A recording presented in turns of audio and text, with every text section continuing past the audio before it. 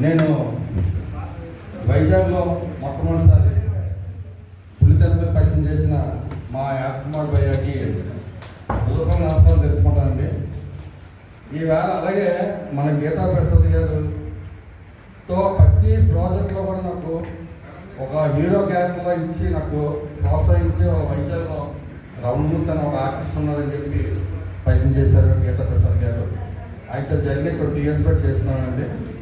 అలాగే మన భయ్య ఆజ్ఞాన్ బాబా భయ్య, అలాగే భీము రమేష్ గారు, వాళ్ళతో కూడా నేను సినిమాలో యాక్ట్ చేయడం కూడా జరిగింది.